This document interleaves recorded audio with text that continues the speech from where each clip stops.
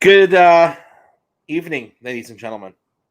Welcome to the Grand Central Sports Hub on this Thursday, May 5th of 2021. We have breaking news.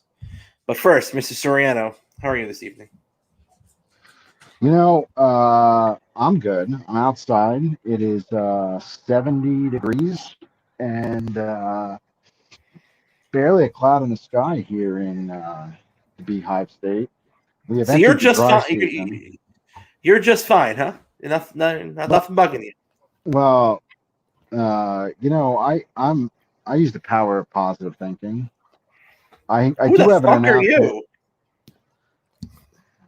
you? I am going to wait for Diamond Dan to make my special announcement because I think he'll appreciate this.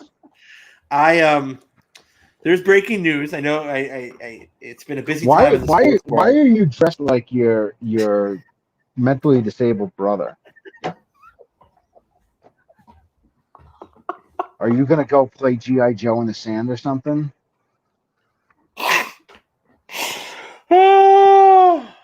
Or are you planning on storming the Capitol? I woke up this morning and I chose violence. I woke up as angry this morning as I went to sleep last night. And I woke up this morning and I texted you and Dan this morning fucking in a rage to start the day. And I wish we could have done the show at 8 o'clock this morning because I was ready to punch someone's face in, right?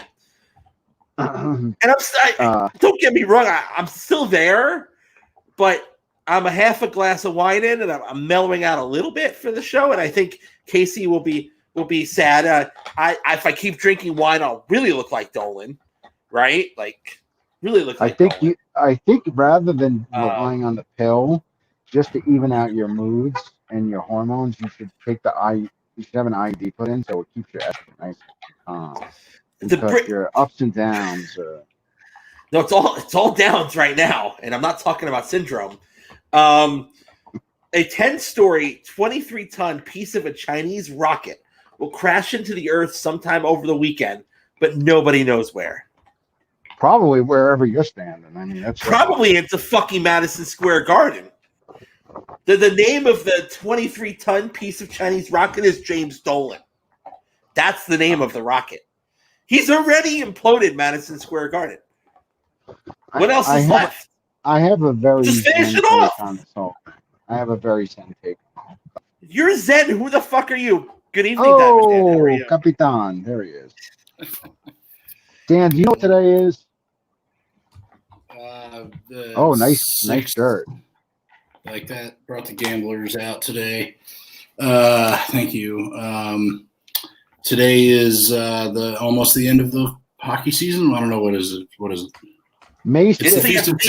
The end of the. Go ahead. It's the Feast of St. Dominic Savio. Oh. Wonderful doing that. May 6th, 2001.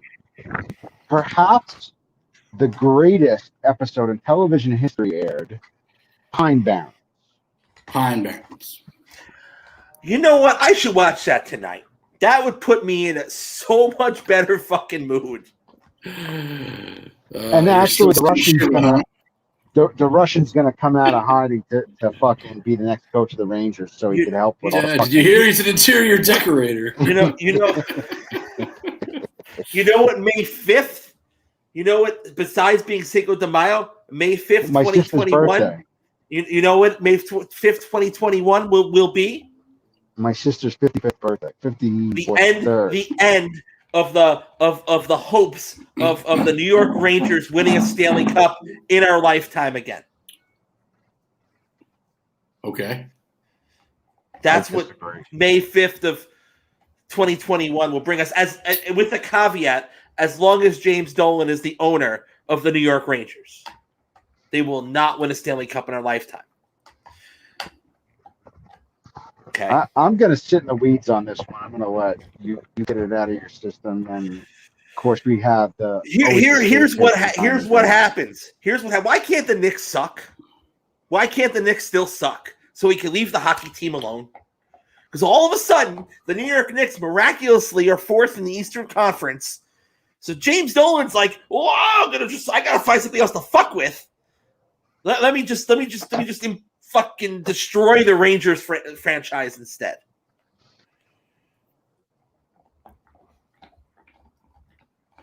Right? I mean, he left. Are you them asking alone. for my opinion? Because I mean, look, it's a very strange decision. It obviously came out of nowhere. There's obviously things, I don't know if you guys already talked about this, but I mean, there has to be stuff here that we don't know about. No, I was talking, Dan, I was talking about the 10-story, 23-ton piece of a Chinese rocket will crash into the Earth over the weekend. That's what I was talking about. Before you we don't know where either. We don't know where. So I think they call those missiles. That's why we have a Space Force. But anyway, I digress. Go ahead. You were actually going to speak logic, I'm sure. I like I said, I mean, it seems like a fairly drastic move for something that, you know, in the middle of a so-called rebuild. I mean, what there has to be something around this that we don't know. Let's remember something. There's actually some good takes here. And Brooks, granted, Brooks is like an idiot, but he made one good point. They didn't address how badly they got manhandled by Carolina last year. Yeah. In the playoffs. Yeah. Now, one other thing about the shortened season, hardly any fans, COVID, etc., that you have to remember. The Knicks are going to go into the playoffs with NBA playoffs start after May 15th. They're going to go into the playoffs with a full house. The Rangers, it's still a business. And Dolan's a businessman at the end of the day. Even when the Rangers were in a rebuild, they were putting asses in the seats. And so if JD's saying you got to be patient but we're still maxing out the cap every year. Well, there's still bad contracts on the cap, but okay. Okay, but there's still major contracts. They clear this summer. They clear this summer though. This summer, the team has infinite money. Okay, all of the dead money clears. They have literally the possibilities are limitless this summer. Limitless. Okay, but two of your biggest contracts were not performing up to last year's level. My point is the guy's got a publicly traded company, or maybe it's still privately held, I don't know. But the guy's got a fucking balance sheet to worry about. And so he has the right to expect an ROI. Now, if he had problems before with Thornton and Sata was the shield, that makes a lot of sense because he believed in everything that Sata had to say. Yeah. But if JD's now saying, no, I agree with everything Glenn has to say, and I'm that was it. Hypothesizing, well, you know what? Listen, as much as I hate fucking Dolan, the guy signs the checks. It is a furious move.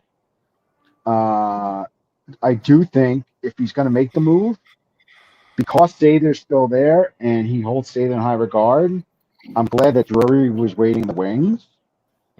And at least that Sata signed off on that.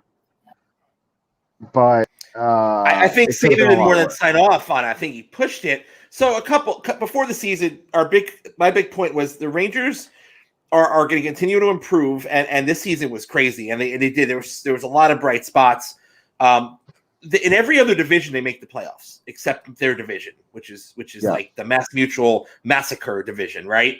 You had Mika had COVID, and then when he recovered, he became a beast again. But he was bad for weeks, if not over months at a time. Panarin was out because Putin wanted to kill him, right? Trouba, you can joke all you want.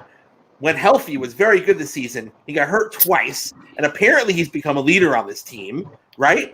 Kakko had COVID. That tells you all you need to know. Hedl had COVID and a broken wrist. This was a strange fucking season. We had D'Angelo punch his goalie in the face. I'm missing some stuff. Oh, the entire coaching staff got COVID. I mean, this was a fucking shit show. JD got last season, which wasn't even a season, full season. This season wasn't a full season, and he hasn't even gotten a chance to a full season. But I don't think it was about JD. I think you raised a good point. I do think it was about Gordon, and having seen now a day later, and it doesn't make it any more ridiculous of a decision, but it sounds like it wasn't about the statement that got put out after Wilson almost killed Panarin. It sounds like Dolan legitimately didn't like Gordon, like as a person, perhaps, and wanted JD to fire him. And JD refused to fire Gordon, who wasn't even his guy, but I guess he liked him a lot, and it was on board as a group. And I think that's what ended it. I think that's what it. Well, and that's very possible. Listen, I mean, Jeff Gordon was a competent GM, but it's like I have no attachment to him. He's a Boston Bruin guy. Yeah, no.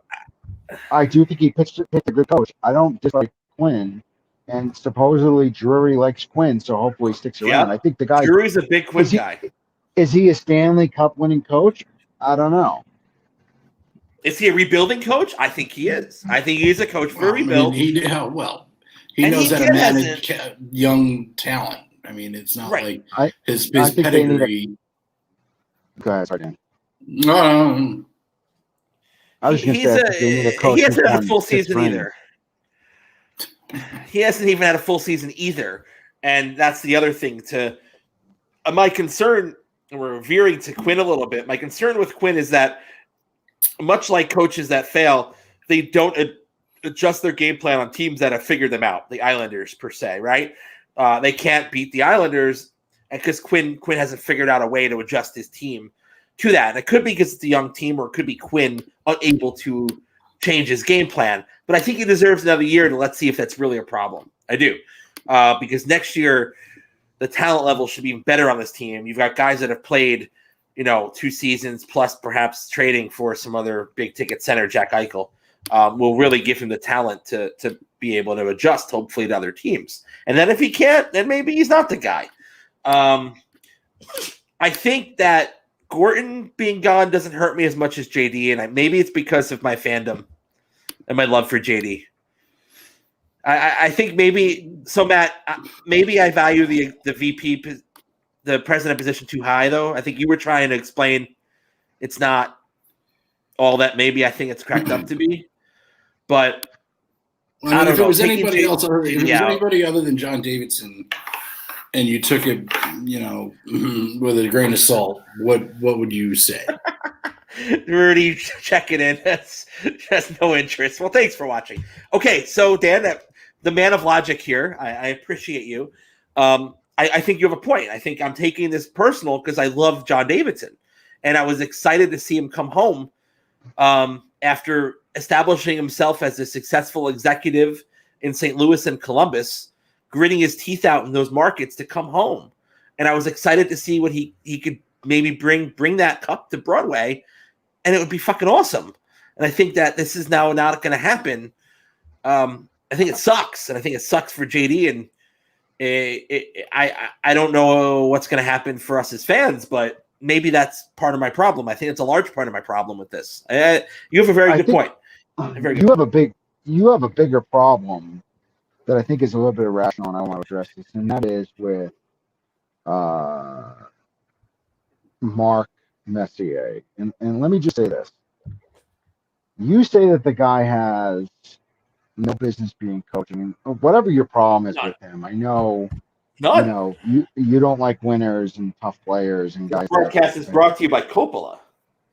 Yeah, what's with the fucking picture of Big Ben back there? I'm on assignment. I'm on assignment. I can't disclose. Okay. So. All right. Listen, I'm still on my Airbnb. Okay, hold on. Can I take a moment for our 3 viewers? I'm still at my Airbnb in Everett, Massachusetts. If you know anyone that will allow me to move into their establishment, their apartment house with 2 pit bulls in the Boston metro area, please let me know.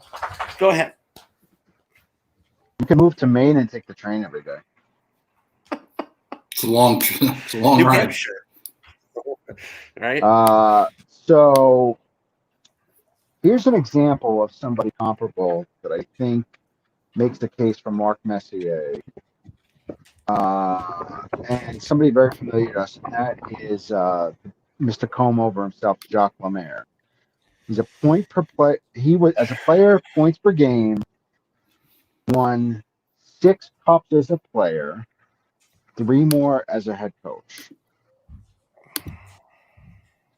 Also, somebody familiar to us, the late Al Arbor, 3 as a player, 4 as a coach. It can translate. Now, in baseball, there's more examples of it. Pete Rose was a player manager, never won a ring as a manager. At least I don't think he did. Gil Hodges was a player manager, won as a manager. Mattingly was a bench coach. There's countless. There have been guys that have made a quick transition. But I think if you have the knowledge, the thing that makes Messier different is the guy's a leader. He's a born leader. Gretzky was a shitty coach because he was quiet and soft. Messier can lead people. All right. Here's the deal. First of all, here's my problem. And then I'll be fair and I'll talk about where I think Messier could fit. Mark Messier doesn't get hired. I forgot. What did he want to be? The GM or the coach originally? The GM? The Rangers? Allegedly, he was approached before they hired Bino. Okay. So Mark Messier is turned down from the Rangers, doesn't get hired. Mark Messier then, to our knowledge, and I think we would have heard otherwise, does not pursue or have interest in any other jobs in the league. From then, we're talking like 2013 until present day, 2021. Rangers have a fucking upheaval yesterday, and then Mark Messier coincidentally shows up on Michael Kay and talks all about what he would do, criticize, and that he's standing by to help. Here's my fucking problem, Mark Messier. You didn't get a position that you wanted, but then you did not pursue other positions to build your experience and resume in the league. You talk about how much you can help, and you've sat at home the last 7 years, and you haven't decided to go coach or manage another team. Don't tell me you love the Rangers so much that you're pining away. You left the fucking Rangers after you won a Stanley Cup and went to fucking Vancouver, you fucking backstabber. Maybe he doesn't want to work for fucking Dolan. Maybe he doesn't want to he work wants for to Jim work for the Rangers. You're missing. Maybe he didn't want to work for Gorton. Who heard shit from JD for the last? No, you're missing. I'm saying he should have been pursuing other positions in the league. So I have a comparable. You're gonna hate this, Matt, because it's gonna really stir you up, and this is gonna be fun.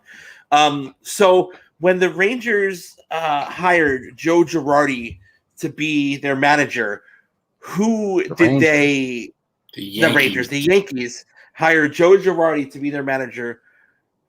Who did they say no thank you to? Fuck I know. Buck Showalter. Don Mattingly. Mm. Oh, okay. What did Don Mattingly do? Don Mattingly decided he's going to go to the Dodgers as a bench coach, and then laterally move. He was a bench coach for the Yankees. Laterally move, continue his career. Then he becomes the manager in Los Angeles, replacing Joe Torre. Then becomes a manager in Miami, and has a very successful, very solid managerial career. Okay, he coincidentally didn't just sit there on his high horse with an ego, talk about what he would do for the Yankees on the Michael Kay show when he's working. Relax. How much of that wine have you already had? Yeah. Wait, instead he's fucking working. How much rosé are you drinking? Building his legacy, working, and has become a damn good fucking manager in two different, very different markets. He's not. First of all, he's not a good manager. Your last yeah. Okay, Okay. And He's not a good so okay. Listen, I know you hate him as a player. I know now he's He's coaching not a in the good middle manager. world. So did you not see what they accomplished last year in Miami? Come on. Okay. Come on. First of all, hold on. He went to LA after he couldn't replace Torrey, so Torrey took him with him. But he decided to go there. He could have said, "Fuck it." He didn't I'm have done. another job.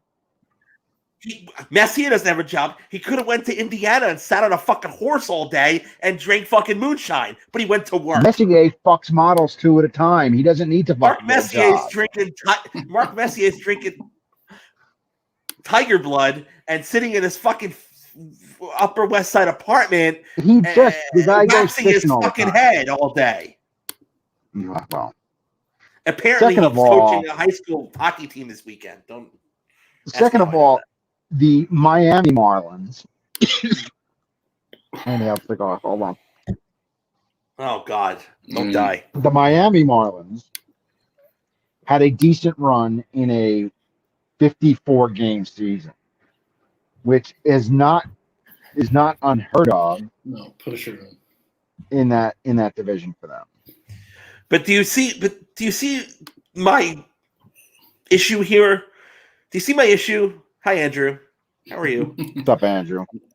Everyone says What does hi. Andrew think about this? Say hi back. Andrew says hi back. Tomorrow, what happens tomorrow, Andrew? I'm gonna turn 7. Happy birthday!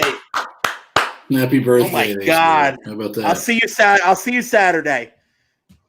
Nerf gun. How many Nerf guns? You got enough Nerf guns for Saturday? do you have enough Nerf guns for Saturday? Yeah. What about a paintball gun? Thank God he can't hear you. Thank God Matt's not invited to his birthday party. Take Uncle Jason paintball and Oi. That actually would be a blast. I would love to do that. It's socially distant. You might as well. Oh. Anyway, what were we talking about? What were you whining about? Yeah. So I'm I whining think about beating the Mark Messier horse to death, my friend. We have okay. So can I just I will bring this down with me a little more rational. So I don't like the idea of Mark Messier as an executive at all. He hasn't put himself into that role, that position. Chris Drury has gritted his teeth. Actually, I didn't get a moment to say that I don't mind Chris Drury stepping into the position. I actually feel he's very highly sought after. He turned down jobs in Pittsburgh and other interviews. Bring the chair over here, though. So I think Chris Drury is showing the pedigree and the experience to be the next big GM. Let me ask you this: what is there left to do in this rebuild? So the final steps. So get rid of some of these shitty kids that can't play shit. That's the trade for the Jack Eichel kind of situation. The next center. So it's not giving up too much to get that maybe final piece. You have to be careful. Over here, I think Buffalo's an easy target to trade with. Drury obviously has a relationship with Buffalo. I think the Rangers will overpay, but hopefully not overpay too much to bring in a Jack Eichel, right? So that's what's left. Trouba. That's what's left. No. Trouba's part of the defensive core on this team, and you need to embrace that. And he might be the next captain, so you really need to embrace that. If he's the next captain, I'm becoming some other fan. Well, I almost became some other fan yesterday. You'll get over it, right? No. If they they went the whole season without naming a captain. Apparently, that locker room. Fuck that. They should have given it to Kreider, and it should have been, a no-brainer. But yeah, we have to play these stupid kids games with fucking 4As. 2 of which are. I think the hockey captain thing is overrated. You don't need a C on your chest to be a leader. Apparently, that locker room loves Jacob.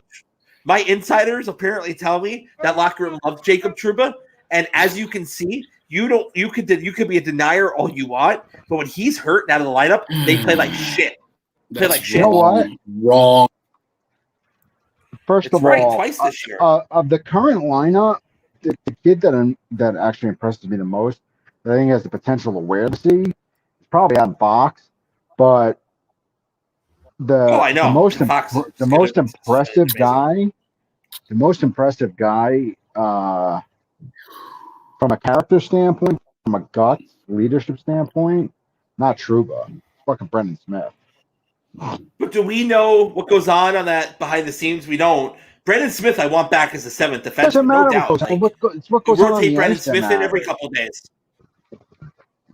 What goes No, on? but and we don't. that's, You know. but Jason's just that goes fantasizing to- about a hockey locker room. That's all.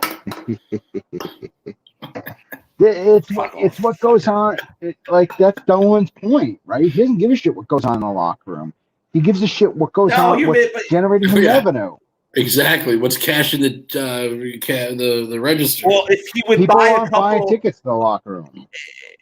if he'd fucking lay off on the fucking bottles of fucking the Johnny fucking Blue there, he'd save some money. First of all, he's got a chip. Second of all, Johnny Blue's worth every penny. And third of all, If you know, you know. yeah, that's right. Everybody's like, oh, you kicked out Charles Oakley. I'm never coming back. They're coming back. The Knicks, when the Knicks are good, it is a Knicks town. I agree. Knicks Yeah. and I chicks. agree. Yep. And nobody wants to play the Knicks right now. Okay, I'm nobody. They are built for that playoff run. They don't give a shit. They go out every night to pound freaking heads in. They're fantastic. Thibodeau, Coach of the Year, sign it up, put it in. Like amazing, absolutely amazing. So many times in this neighborhood. So that Oh man. I'm up on the third floor perch, and anyway, sorry, I digress. third floor perch, the third floor. You're the Chris Drury of the neighborhood. You're on the perch, That's right. looking down. I'm watching what's going down on the ice. I hope again. I just hope Drury is not I hope he's not just a yes man, right? Like I hope he's truly a good hockey executive, a Steve Yzerman, and runs his team, and he doesn't have to be a yes man at Dolan. That's what I worry about. Because even if Drury is good, if he has to be a yes man to be the GM and president of this team, it's not going to work. It's not going to work. Dolan let Sather run the team. Sather signed off on it. So you got to believe. Well, why is he okay? Wait, hold on. Now why is Glenn Sather still involved in this franchise and involved in the personnel decisions of the front office in this still franchise? an employee. Why is this fucking guy still an employee? Because James, It's 2021. There's no reason for him to be involved. Karen, relax. James Dolan signs the checks, and he decided when he resigned that he was going to be the president emeritus or whatever fucking bullshit. He's like the queen until he I don't dies. think anyone thought he'd really be involved, and this is ridiculous. Until he dies, Drury's just going to be the fucking Prince of Wales. Well, they should throw him down the fucking stairs. Like, why is he involved? I just listen. These are the things that just don't make sense when you're trying to build a successful franchise, and you're building a franchise like this. Fucking guy has no business being involved in this team. But I don't understand. We don't own the team. It's his business, and this is the business. I want to buy it. Sure. Do you have billions of dollars to buy Cablevision? It's separate. They spun it. It's in a different. You don't buy Cablevision is separate from MSG, whatever the fuck they call it, sports. Just buy a bunch of Dogecoin. It might make you, dude. I think I'll you should. sell my Wabistic stock. Dan got schooled on Dogecoin last week. Dogecoin. Now understand. I have no idea. I look. If you can't invest, if you're investing money, you should be able to take money out. You can. That was what was told to you last weekend. By It's who? exactly Who the told me? same Dave. as investing in fucking Microsoft. Money in, money out. It's cash. I think What do I you have know a feeling from there's a going to be a phone? lot of money coming out of Microsoft very soon. Can we get an expert on Dogecoin, please? Can someone call in? I don't want to sit through that. I've already had to sit through listening to you whine about the Rangers. All right, you know what? I'm not going to whine about the Yankees for once. Well, we've turned it That was around. a good series. That was a good series. It sucks that the Astros won today and they wasted the Garrett Cole start, but they really have. I like what I'm seeing this last 2 weeks. Yeah, there's a discussion now going around on what exactly the definition of DeGrommed is. What happened to Cole today? lack? But okay, so it wasn't for a lack of run support. The Yankees did come back and were leading the game while Cole was still in the game, and really it's Chad Green's fault. Giving up the long ball to Altuve, which also took at that point, it took the complete mental and emotional advantage that the Yankees had used for the last 2 games out of the equation. So at that point, they want to, Houston gets their win, they get out, and I think they head here to Boston next. I don't remember. But the Red Sox are on some 60-game homestand and had trouble with Kansas City this week, or not Kansas City, Detroit this week. And I stayed up last night after the Yankee game to watch the Red Sox implode on themselves and throw the ball around against the worst team in the American League. And, well, the Boston Red Sox came back and won 12-9 today. But, the Yankees are 2 games out. I heard a stat this afternoon, that a week ago, Giancarlo, Mike, whatever, Stanton, his batting average a week ago was 182, and now he's batting 290-something, or right over 300. It's like a week, just like that. And did we overreact? I don't know. But, I think the ship has been righted, and I think they're going to make some moves getting closer to June, July, for some relievers, and maybe go out and get Albert Pujols. That would be awesome. Maybe. Listen, the starting pitching has been very good. It has. Starting pitching solid. I think now, the thing about the last 2 games, though, the big hit last night came from Aaron Hicks, who's batting 120. Today, the big 3-run or 2-run home run was hit by Frazier. Stan's out of control. Stan's unconscious. Yeah, but the problem is that Stanton bats in front of Aaron Judge, who struck out 8 times in a row over 2 games. Was it 8? And he has at least 7. But he has the dubious distinction of having a platinum sombrero on Cinco de Mayo. So I'm not sure, stat heads, if that's ever been accomplished before, but striking out 5 times in one game is a feat unto itself. Doing it on the Mexican Independence Day or whatever it is even more. Maybe he had Mas margaritas before the game. Maybe, but the problem is if Stanton is hitting in front of Judge as he is now, it's not going to take a whole lot to just pitch around him. I think McCullers pitched around Stanton in his first at bat and then gave up that monster home run in the second at bat. But even John Sterling had to say that was a respectful at bat. Was showing him respect because they wouldn't give him anything to hit. And then you have Judge behind him who can't find the ball anywhere out over the plate. So I'm much more comfortable now. They have the Nationals this weekend. Who are kind of like a Frankenstein team right now of mid 2010 starters. The Schwarbers of the world, and obviously Soto and those guys are really good, but the Nats just don't pack the same punch that they did 2 or 3 years ago. Man, baseball is weird. I got to tell you, we sat here, before the season started, talking about the NL East just being boss of the wall. Nobody's winning, and nobody's fucking winning. Philly is finally in a streak. They're 17-15. Behind them, the Mets are 13-13. Atlanta's 15-16. Miami's 13-16. The Nats are 12-15. Atlanta's got a big problem. Atlanta's got a big problem because Travis d'Arnaud is on a 60-day DL. Yeah, he's fucked up again. Yeah, he's fucked up. And I'll tell you what, he's got a history of injuries, and he doesn't exactly bounce back from them. It took 2 years for him to get back to his hitting weight with Atlanta. It was actually kind of miraculous that they picked him up for nothing.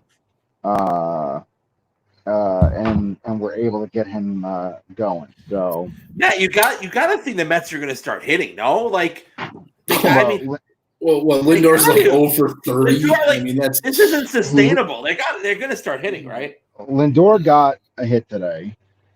So that's something. Well, I mean, and what? Nimmo's out. You know what, Dan? That's one more hit than Aaron Judge got.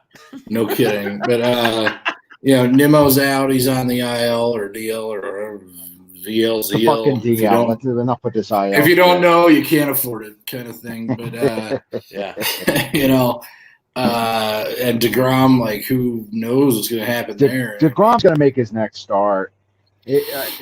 But this kid, I said this in the preview.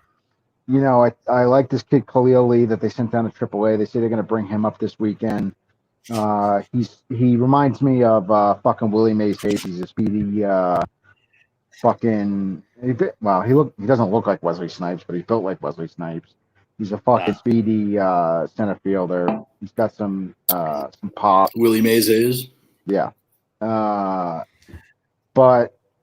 you know, they'll be okay. This new hitting coach they got, they say he's got more of a Ted Williams philosophy. Instead of like hitting down on the ball, smoke 4 packs of cigarettes and have some whiskey before the game.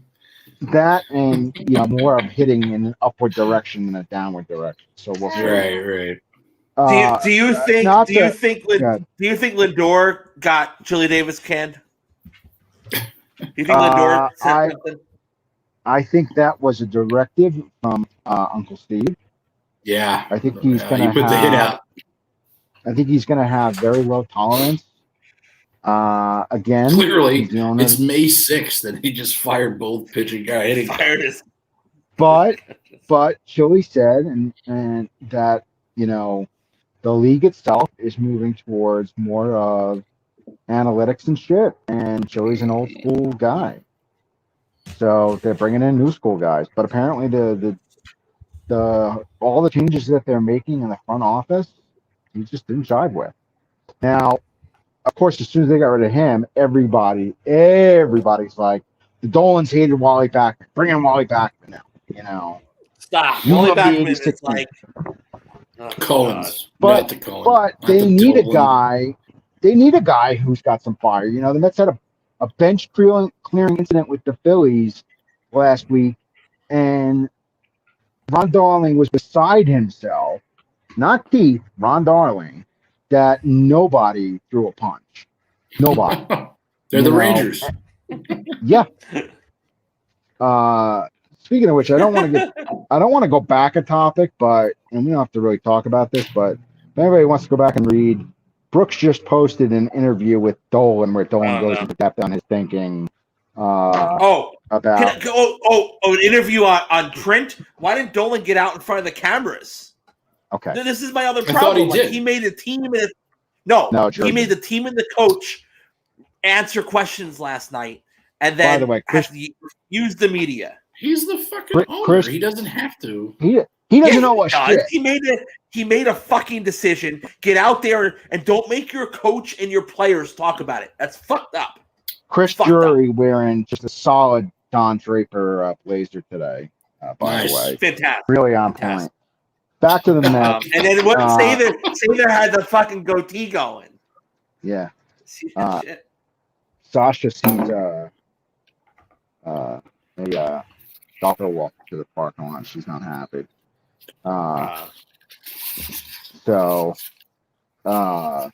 Anywho.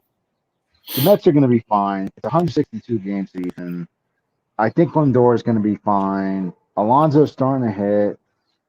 Fucking the squirrel's coming around. And Carrasco's going to be back this month. Thor's going to be back next month. The pitching in the bullpen's been unbelievable. You just got to get some fucking runs on the board. Did you see the polar bear hamburger in Citi Field they're rolling out? Mm-mm. Oh, I feel like environmentalists would not like that. Citi Field has the best food, but if to compete with Shake Shack, that's tough. Pete Alonso hamburger. Is there still a Shake Shack at Citi Field? Oh yeah. Yes. And a Blue Smoke. Special hamburger. And he says, damn good. The polar burger. I'm trying to get you some information. It is a Pat LaFrida black truffle blended patty topped with New York maple spiced caramel onions, smoked Gouda, lettuce, tomato, claw sauce. What the fuck is that?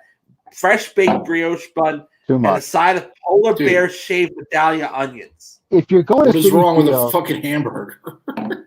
no, if you're going to City good. Field, get a hot dog and a knish or a fucking sausage and peppers. Yeah, amen. Premios all day, hot. What about the Italian deli? But you see, it's better to go to.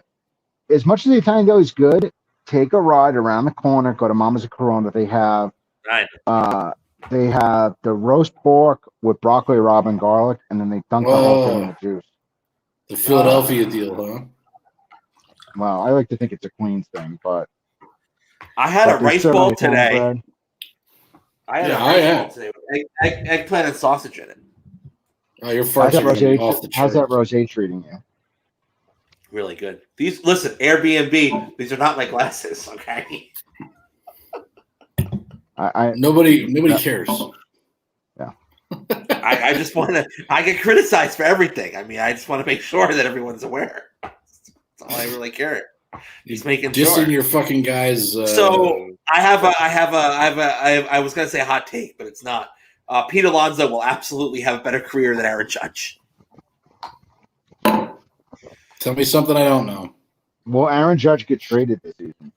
Aaron Judge should have been traded. Aaron Judge is going to get traded for a fucking bag of balls. Yeah, it's a good question. Will Aaron Judge or Gary Sanchez get traded first? Discuss. I mean, I think it depends on if Higashioka can prove that he's an everyday catcher. Because right now, Robinson Chirinos is playing for Scranton. Yeah. And, I don't when is he a reliable MLB backup still? I don't know the answer to that. Sign me up for Higgy Chirinos. Get rid of fucking Sanchez. Let's go. Yeah, I mean, Sanchez is a bit of a liability on this team right now, and I think the problem is going to exacerbate when players like Torres and Hicks and those around him start hitting and getting on base, and he's still not. I mean, Stanton's kind of solved that problem. Yes, Stanton didn't do a double play to end the game today. But, I mean, he's also white, scorching hot. Like, the guy's seeing the ball like this. And every time he makes contact, he has, like, 8 of the 10 hardest hit balls in baseball so far this year. The guy is feeling it. For the better part of 3 years, he's been roundly booed every time he steps up to the plate, and there are actually fans at Yankee Stadium. Honestly, when he's healthy, the guy hits the baseball. He's never healthy. Yeah, I mean, he hits the ball hard, and he puts it in play. Like, and if he misses, like, and the ball goes straight back. He doesn't hit a lot of foul balls. So, is it sustainable that Judge hits behind him at 1 for 30? No. So who do you put? I don't know if you fuck with the lineup, which the only way what's his face there, Booney, messes with the lineup is by putting guys in the 6th or 7th hole when they've been bad. And you can bet your ass he's never going to move Judge down in the order. If anything, they'll move him up. Does keep Sanchez in 2-hole? Does Pujols get picked up? Oh, absolutely. I would pick him up. I'd pick him up in the Yankees. He's a lefty, right? Yeah. Here's my biggest concern with the Yankees lineup is the outfield, because Frazier, I know he hit a home run today, but he's been awful. Aaron Hicks has mostly been really bad, and Judge has been very bad. I think you need another bat. Well, And so he's obviously not going to play the field. Yeah, he's not going to play the field, and you're going to get Voit back here within a matter of days. I guess to your point. Voit hit a home run last night for whatever AA or AAA. Oh, he's ready. Call him up. And I mean Ford went 3 for 24. I think in his stint as the magic tape you put on to stop the water, whatever it is, Super Seal or whatever. But Mike Ford is Yeah, Flex Seal, whatever. I mean, mustache, like amazing mustache aside, Mike Ford is still a AAA player. And, moving Talkman out of town for a marginally decent lefty reliever, was expendable. And, notice everybody was like, Talkman's gone. Whoop-de-doo. Yeah. Like, it was like when, who was it? Was it Tyler Wade or the other guy that fucked up his leg in his first game, went back-to-back with Judge in that first professional at pass? Those days, Judge just needs to – look, a week ago we were ready to run Giancarlo Stanton into a meat grinder, and now we fucking chanting MVP at the stadium for him. So, all it takes for this team to turn it around, obviously, is a week. So if Judge is, in a week from now, we're like, oh, har, har, har, if he starts hitting against the Nationals and carries that through the week, then we're having a different conversation on Thursday or next Thursday. But if this fucking shit continues – the argument to trade him, and there was obviously somebody had a reason to leak that story a week or two ago about the trade talks with whoever it was, the Angels or whatever about Judge, because nobody gives a fuck if players or if GMs are calling each other to talk about players, and then you throw in someone like Aaron Judge. The Yankees obviously would make a very strategic mistake marketing-wise by getting rid of Aaron Judge, but I don't know. It's a tough call. Yeah. Because, you want to hope that, there are brighter days ahead, but, when is this flower going to bloom, Yeah. Speaking of hell in the American League, if there is a manager I despise more than Don Mattingly, it would be Tony La Russa, who this week was embarrassed by a reporter not knowing that he could replace his relief pitcher in extra innings for a runner.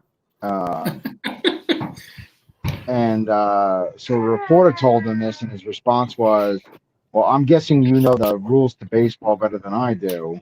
And it was not it was not tongue in cheek. But he's been a complete shit show, and the only reason why the White Sox keep winning is because they have talent, not because Tony the White Sox are good. They should crush that division. Cleveland's playing over their heads right now, 8-2 in their last 10. But Chicago should run away with that division. Let's while we're complimenting mid-market teams, let's we talk about Oakland. Throw one up for John Means in the last night. The 3 no-hitters. What's funny is the 3 no-hitters this year were perfect games until the 9th inning. Yes, and what was it? Hit by pitches and wild pitches. What was the one? One hit by pitch. It was a pass ball. Well, pass ball. The one in Chicago was a hit by pitch where the guy didn't move, and you're like, I saw the replay only. I had turned it on when it was like 1 out or whatever. But it's like, come on, man. At first, here's some trivia for you. It was the first It was the first no-hitter for the Orioles in 30 some odd years. Who threw the last one for the Orioles? Oh, that's a good trivia. What did we win? Anyone know? Vizlaki, you there? Do you know? Josh Cox is on a plane. He's I don't know if he's able to watch. He's United's Wi-Fi apparently is not good. Let's see. How long ago was 30 years ago? 1990? I guess it was longer than that then. It's fairly obvious when you think about it. All right. Well, the answer is Jim Paul. Matt, we have a question from our audience. You ready? Sure. I smoke good cigars, not great cigars. This is a Freedom by Rocky Patel. Came in a Star Spangled box. This is actually the first box of Rockies that I've gotten. Usually I get samplers, but this is Maduro wrapper. I prefer Maduros. Me as well. They're nice and strong. I like a 60 gauge ring. I like bigger ones. And yeah, That's what she said. Like some wide in the middle. Yeah. Dominican or Nicaraguans. Yeah, of course. Can't do nothing else, man. I've got no two smoke Honduran shops. bullshit.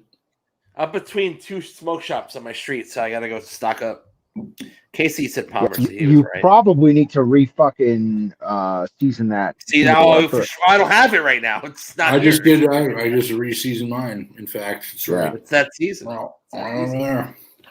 I would say Mr. Soriano made an excellent recommendation because I was buying mine from Cigars International down in Pennsylvania, and then you turned me on to the JR Alternatives because I won't smoke that many, but I will smoke enough and have enough on hand. Like Mrs. Diamond and I held a little derby gathering the other day, of course outside. It's marginally socially distant. Somehow, with all the wind, we somehow did not destroy the TV. Yeah, it was windy, but and losing all of our wagers, of course, including our pool 4 and 5 future wagers, which were a complete waste. And apparently, you don't get your money back if your horse doesn't run in the race. So, oops. But actually, my favorite, the horse I put future money on in pool 4 is actually going to run in the Preakness next week. That being Concert Tour. Now that Essential Quality has chosen not to, whoever it was, this fucking trainer chose not to run the Preakness after being run out of the fucking building by $1,000 yearling. So, can we get Charlie Conway on next week? Yeah, we should. Now we're getting into the real heat of it. We're going to get a Preakness. We're going to go Belmont. Belmont tickets on sale today, by the way, in case you're curious. Should we go? Fuck no. Belmont sucks. Sorry. I've been to I'll tell you why. So I went to the neighborhood. You think there's a lot of fucking posers at the Kentucky Derby? There are like twice as many fucking posers at the Belmont. I had the opportunity to go to a Belmont Stakes and have really good access at one long time ago. Fleet Alex was the winner of the Preakness. Jeremy Rhodes aboard. I got to, I was basically standing next to Jeremy Rhodes when he mounted a Fleet Alex, which was fucking, you're right there in the mix. Yeah. And just the amount of like dickheads that go to that race is, I can't imagine what it's like if, let's say, we have a Triple Crown in play here. I just can't even imagine. And I mean, this year it'll be different with a limited attendance, but it'll be interesting to see, especially for our summer plans, what happens at Saratoga this summer. Because I think, if July 1st is the target date, Saratoga doesn't open until late July. There could be full capacity at Saratoga, which would be very interesting. Or you have to show your vaccine sheet, whatever the fuck it is, to get in there. But I mean, as far as I know, they're going to be selling tickets for Saratoga this summer, and I'll be ready to buy them. But I don't think anybody could have. I don't think any of the three of us, had an exotic or anything this weekend with the Derby. Impressive run, but fucking Bob Baffert, he does it again. Well, it's not you're never going to go see a championship race there, but if you like harness racing, Yonkers is a great day out. And if you want a good night out in the New York City area for flat racing, Meadowlands a very underrated track, especially, if you've got a lady on your arm. The club up at the Meadowlands, beautiful city views out in the distance. It just oozes romance. Yeah, especially while the trash is blowing by your car on the way to work, absolutely. And you got guys and there's a sports book now. Fun. Yeah, like the homeless guy pissing in your windpipe in your tailpipe. That's the kind of shit that really gets them going. But I don't think Medina Spirit made such an incredible. You go back and watch the race. I mean, I don't mean to take away from your romantic evening at Meadowlands harness, but you could always flat racing too. They do, and you could dump them off at the whatever it is, the FanDuel Sportsbook if it's really not going your way. And now you can take the train back to Manhattan. So, Drop them or off if you the really, really hate her, you can make her go to a Jets game. Oh my God. But I mean, the Jets, with their Mormon quarterback, it could be exciting. Yeah, I don't know, but Medina Spirit was the amazing thing about that run, right? Is that he broke well. Essential Quality did not in that 19-horse field. Had to come to the middle. I thought that Known Agenda was going to run a little better on the rail. Did not. I mean, and Mandaloon, who broke right with. I'm just watching. Mush is getting laid over there. Yeah, he's like, you're fucking you. It's weird. Broke with Medina Spirit. There was not I don't think Medina Spirit got past the whole race. And when you had Essential Quality, when you were heading, down the 1/8 and then to the final turn, I mean, he was there. I mean, Essential Quality was there, Mandaloon was there. And I think at one point, Mandaloon came up like right on his nose, and he just would not. I mean, Johnny V is a fucking genius, but he just would not. The horse would not let him pass. It was incredible. I've never really, and was to your point, Jason and I were talking about this earlier this week. Is you don't really see a race like that in a derby where you have like 4 or 5 horses in it, down the last 100 yards. It was a great race. It really I thought it was going to be a photo finish, honestly. Yeah, right. Like and the race before the one before was what do they call it? A dead heat, right? They couldn't even determine who won the race. So and I paid everybody. I think they said that it was the first horse ever to win the Oaks the day before, and to win the Derby. Jockey was the first jockey. The Oaks is for 2-year-olds. So that's right. Sorry, first jockey. Well, the thing was it Pletcher? Todd Pletcher had the winner of one of them. I forget who the owner was of the Oaks horse, but it was like it's been 60-something years since the owner went Oaks Derby. But what is that? It's just money, I guess, at that point. And you could play like the doubles and all that kind of stuff on those 2 races. But I mean, the Oaks is supposed to be a preview. And I mean, we saw, he went through a great series of races, the Arkansas Derby, the Florida Derby, the Santa Anita Derby, the Woodward, the Wood Memorial, and this is the field that it was a great field this year. And I think you're going to have a big field for the Preakness. Granted, Essential Quality will not be in the race, but I think that opens up a slot for, and King Fury also will not run.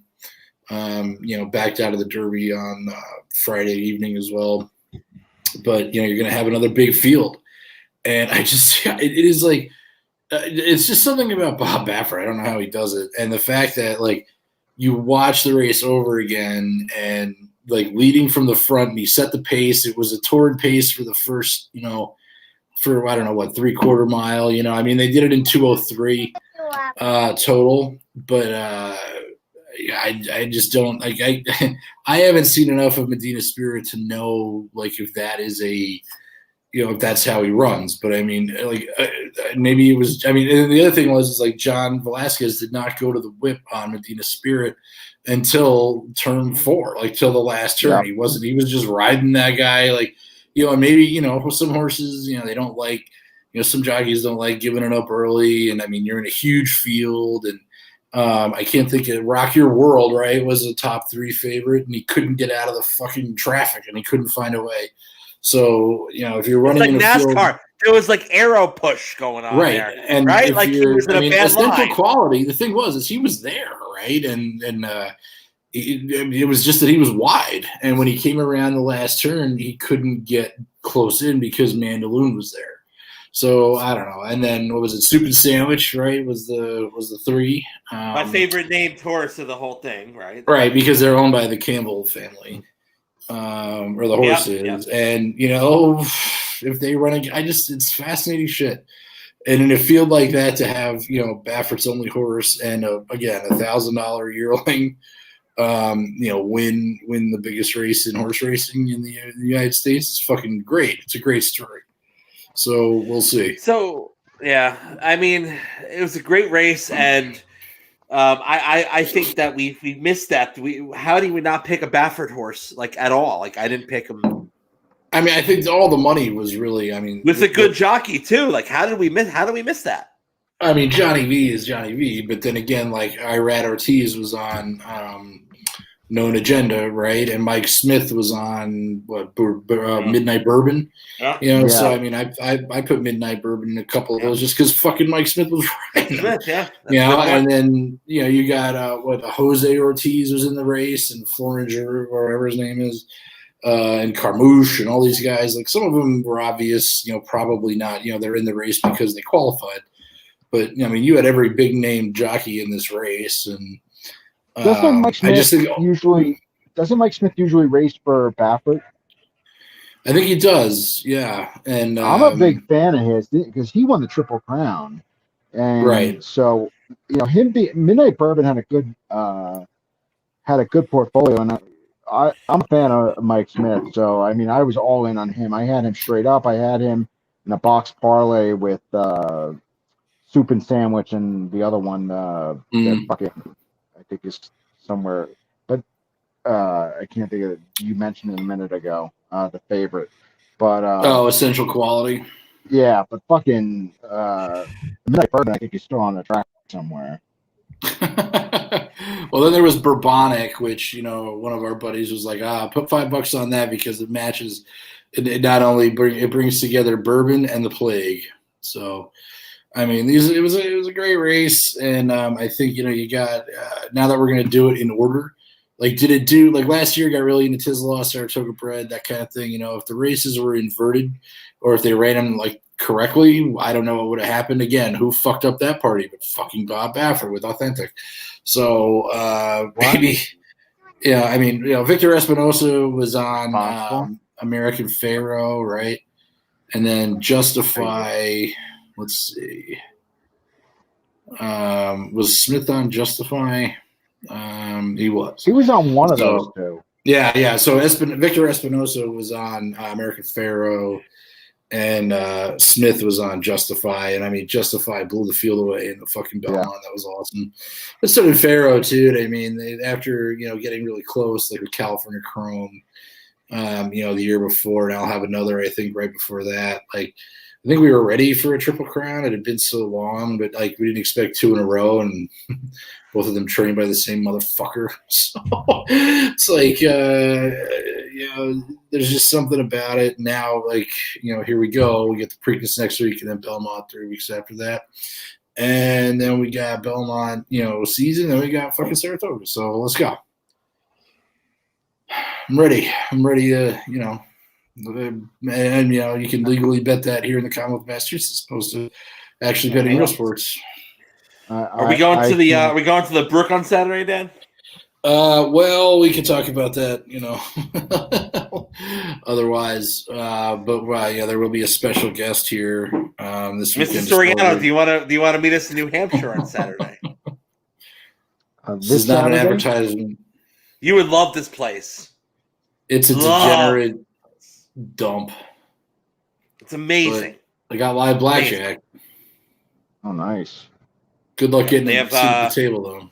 Live blackjack, stadium roulette, sports book, poker room. What else, Dan? The poker room is like the size of a Costco. They got the horses. It's fucking enormous. It's amazing. I actually was just remarking to somebody that I am due for a trip to Wendover. This is better than Wendover. Well, but see, Wendover, I can purchase other dry goods that I need to stock. Need to acquire out of state. Yeah. Well, New Hampshire is pretty much the same thing. So, like your Seabrook is my Wendover.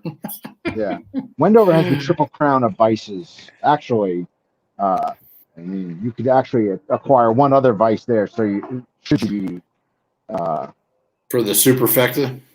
Yeah, should you choose? There's one other thing that you can only get in the state of Nevada. In the state of Nevada, yeah.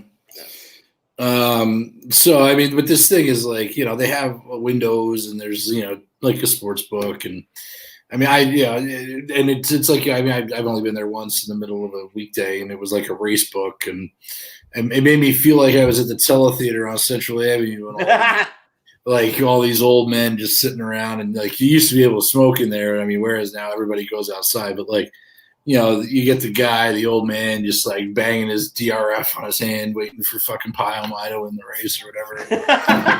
Whatever. But it was a horse. What? I don't understand. It's just a horse. I don't understand. You have to. It's live free or die. You don't have to wear a seatbelt, but you have to smoke outside. I mean, what's happening? You don't have to wear a helmet riding a motorcycle. But I mean, we're talking golf. I mean, so here's the thing that I don't understand too about building a sports book. And it's owned by DraftKings, a fine Boston-based company. But there's an app that you can use in the state of New Hampshire, so you don't necessarily have to go to a window. And let's say you're just swinging through for a beer and like a hand of blackjack or something. That was like me. Right. So would you take a ticket at a window, or would you rather play it on your phone and go home? I played on my phone. Yeah, so I mean, maybe I sat on the couch. Let me tell you, the sports book, you have the couches. They have the couches, right? You have I mean, it's in front of you. Sports. It's beautiful. It's awesome. I sat on the stadium seating. I sat on the couch. I fucked around on DraftKings on the app, played some stadium roulette, played some Keno, lost everything, and went home. And I was happy. Yeah, okay, so they got Keno. I mean, the thing is with the stadium roulette seems a little bit more controllable than, say, playing like community blackjack or whatever whack ass poker with the 9 boxes and all that, where you're sitting there and like there's one dealer and whatever. I think they have a roulette table, but it must only be open on weekends. I don't know. It cracks me up that it's like, right up 95. And of course you could probably, piss on the state line from the parking lot. Yeah. There's it's like Wendover. There's exactly minus the hookers. In 3 weeks. Well, as far as I know. 3 weeks I'm going to be in Wildwood, and I was delighted to find out that the Borgata is now owned by MGM Properties. Oh. Why are you going to Wildwood so early in the season? Memorial Day weekend, baby. I want to go. Like I would love to go, but it's early. Like I don't know. I mean, I'd like to go to the Travelers, like in Connecticut, but I'm not. I mean, yeah, it's outdoors and everything, but crowds, still. Let's give it another year. Listen. Once you're vaccinated, stop. Wildwood, at worst comes to worst.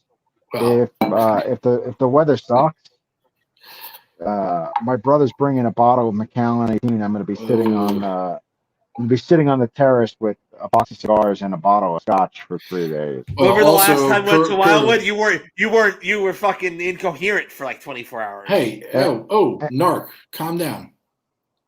Yeah, we don't need to tell those stories. And AC is only 25 miles it was up the road. Sun poisoning. Yeah. I mean, honestly, coronavirus is the fucking least of your concerns as far as transmittable diseases go at Wildwood. You'll be fine. Yeah, but God love that shitty little town.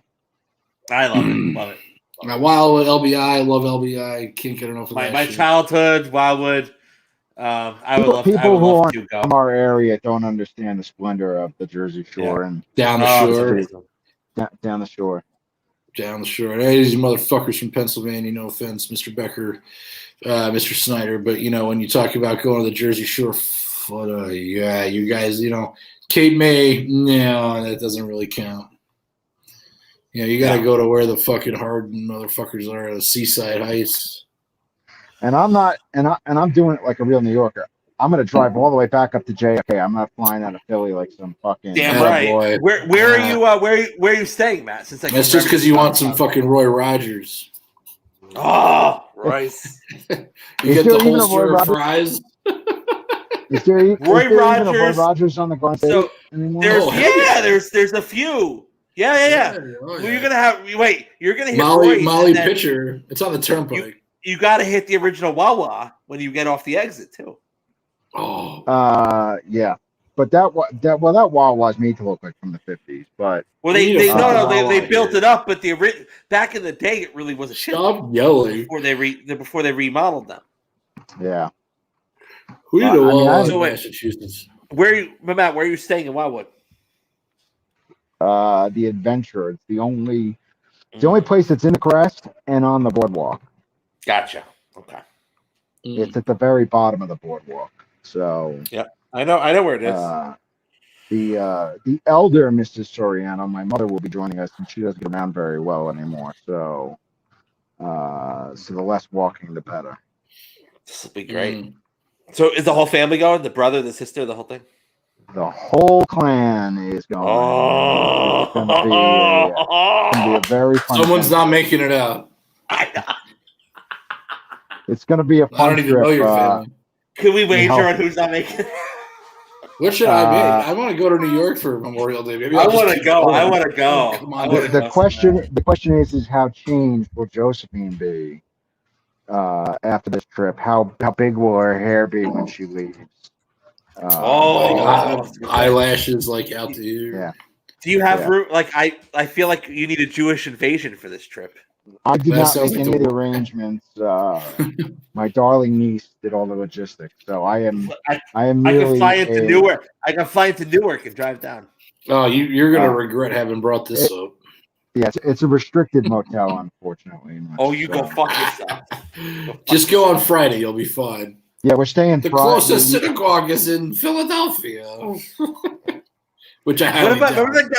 Remember the guy at the beach, Matt, that would be like Philadelphia Inquirer, and he'd be like trying to sell the Philadelphia newspapers.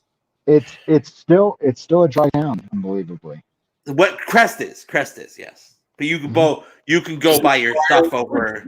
Look, I haven't gotten the hard copy of the New York Post delivered to my house in 10 years. Do they still have the horse racing the daily in the Post? That's I do not leave Kennedy Airport when I land without buying a copy of the Post. Even if I read it on the fucking phone, I just have to touch it. Right, I gotta get that smell. It's just it's the New York Post. The last time I landed, I threw 50 cents on the counter. The woman's like, "Where the fuck are you going?" It's a Dockway. I was like, "What?"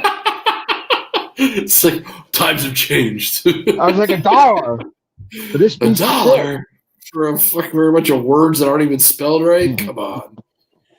You guys want to talk about the Giants draft? No. Nah.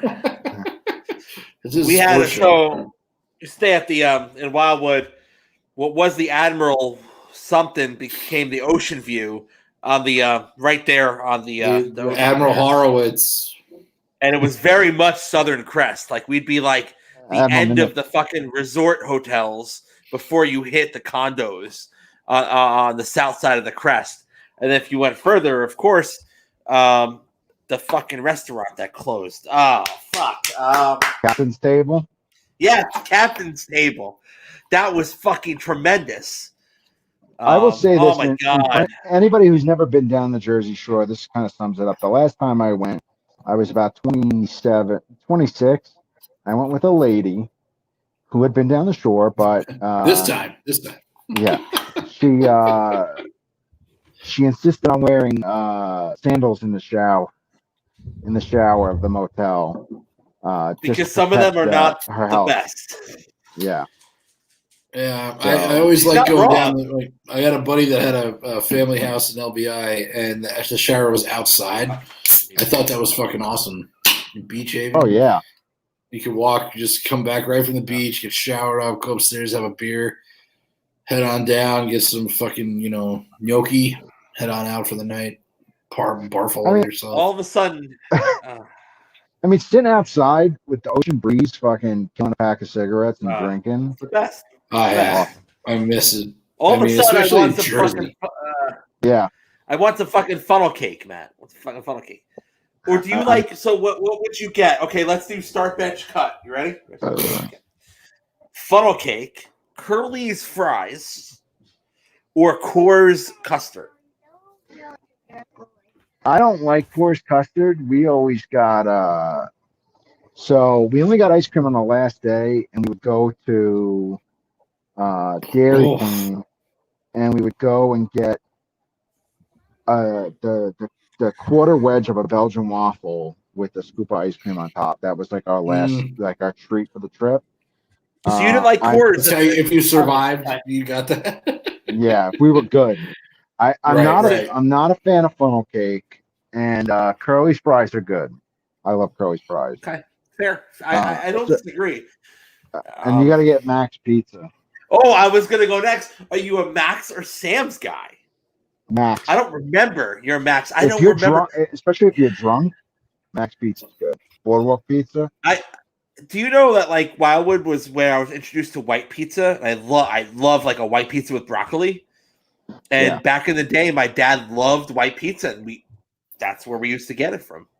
Wildwood was great as a kid, but as an adult, when I like doing Wildwood drunk, I mean, same thing with Atlantic City. Like Atlantic City, I remember going and getting lemonade on the boardwalk and then just pouring fucking vodka in it. Yeah. Ooh. And then that's why there are other things in Atlantic City to do now that you're an adult that require an Uber. Right. Or the rickshaws. Well, now you steal a limo. Like every fucking bachelor party on the East Coast ends up at Atlantic City. Bachelorette party. So you just take their limousine and be like, take me over to whatever it is. Our friend, White House. Seth had his in Atlantic City. Oh no! I remember. I gotta think of it now. I gotta look it up. What is the name of that? Everybody wants to stay at Borgata, but I always like staying on the boardwalk. Well, what's the Water Club? That place is fucking legit. Is that the place that's on the pier? No, it's the Borgata property next door. Okay. There's a really nice restaurant on. Go ahead. No, I was going to say, it's a really nice restaurant on the pier over by what is it? Caesars. Oh, I don't know. I went to where were we? We were at a fucking Palm or something like that. The last time I was there, Bear Exploder. That was the name of the place that I was thinking of, and I was in that place while the power went out during a thunderstorm. Probably the best experience of my life at one of these cabaret locations. I went to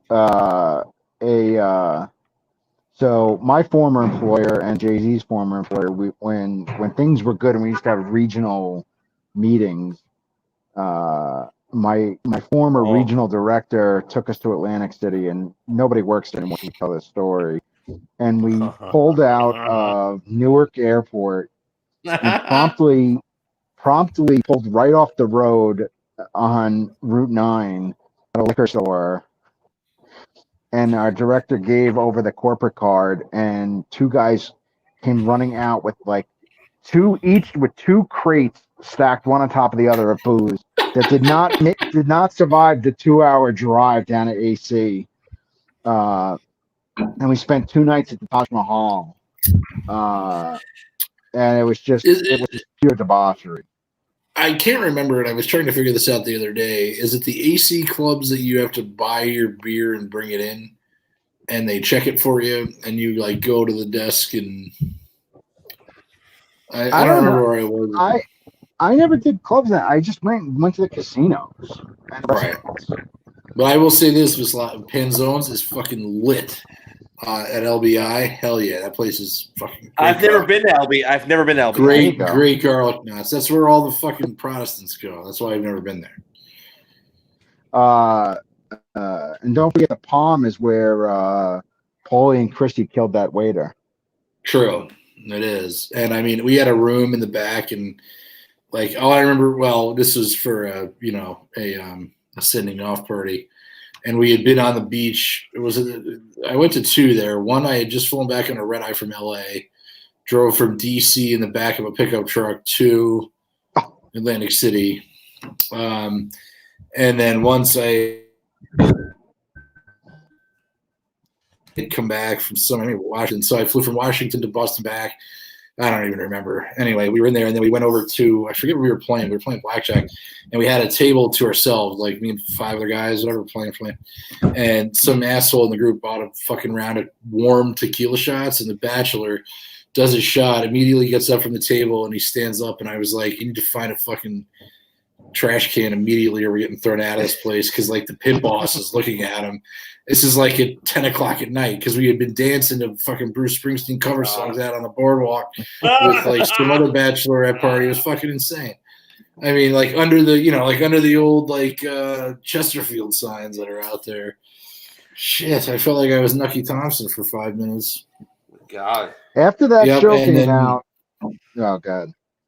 I was gonna say, poor, the Bachelor did end up tossing his cookies, but we was able to rally, and warm tequila does it every time. Anyway, that's the end of my story. AC is a shithole, but it is a fun town. That is such a dump. God, it's so gross. Definitely a shithole. You were saying after Boardwalk Empire came out. Oh yeah, like they really played it up. Like every fucking store you passed on that boardwalk had shit out there trying to play up the history. Right. My fucking grandmother went on her honeymoon there, 1940 whatever. What? Really? Yeah, my grandmother that you know. Yeah. That's where they went. They fucking got on the bus from Sport Authority and they fucking went down there. It was the beach. That's right. They went down. It was where the casinos were. Yeah. Fucking resorts. They'd fucking give them like $30 and set off grandma in the fucking casino.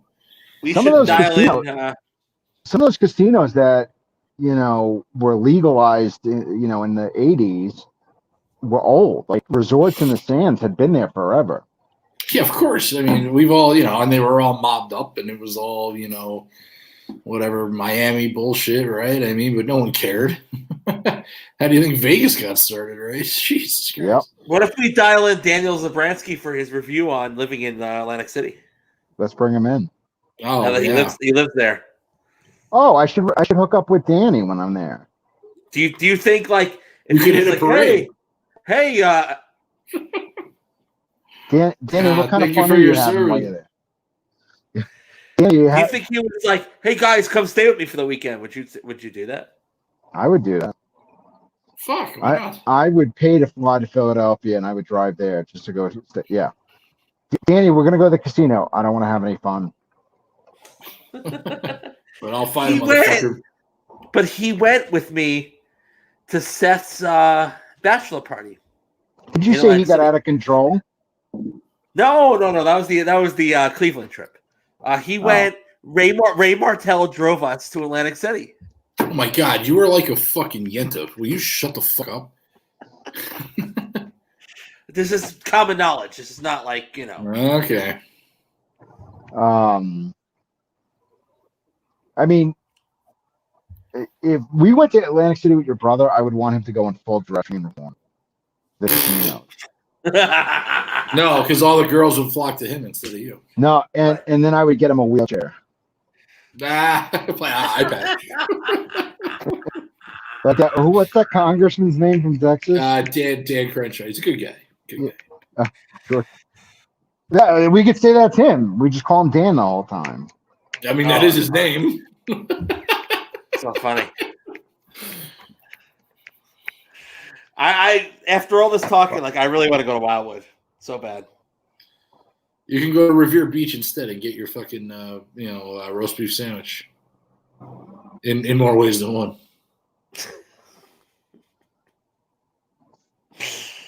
I think my next casino trip is going to be to Lake Tahoe. There you go. What's down there? Harrah's? There's a Hard Rock, there's a Harrah's, and there's a Hyatt. That's the Ben Roethlisberger Harrah's, if I'm not mistaken. Well, I'll stay away from that one. The Hard Rock's supposed to be the Hard Rock casino is supposed to be really nice, and the Hyatt's supposed to be gorgeous. But everybody I know that goes to Tahoe says it's amazing. Yeah, it just looks fucking crazy. It's great. Yeah. Yeah. Okay. Is your brother coming on or what? No. I don't think he even knows we exist. Oh. It's a good time. Has he moved? Yeah, he's got a place. Well, that's it. He probably lives. I'll tell him you're in the neighborhood on Memorial Day weekend. But just don't tell him I'm going to be there. Find out his address. That'll go over really well because he loves you so much. Danny, hello. You wouldn't even because you'll get shot. You can't have guns in New Jersey. That's a good point. Anyway, now that we've covered a wide variety of topics, Diamond, your weekend, what's going on?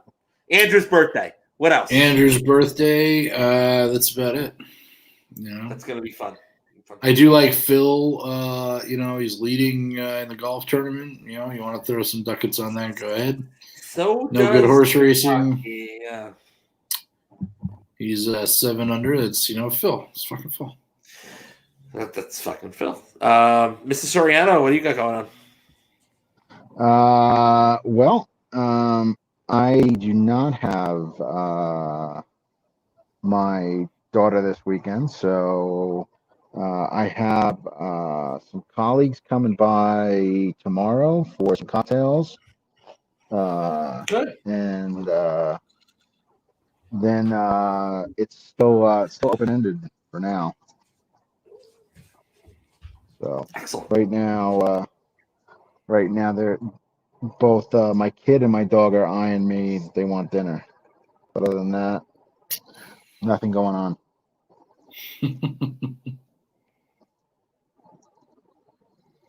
And you, Jason? Jason's frozen. Having technical difficulties. Jesus. This Airbnb, he might not have paid for the technology package. All right, well, whatever. Should we close the show? I guess we're done. I don't know. Yeah. Happy Mother's Day, Yeah. To all the ladies out there, and whatever, Giants terrible draft. Oh, now he's gone. Yeah. He's gone. All right. Well, I guess we'll see you next time on the Grand Central Sports Hub. Goodbye. Goodbye.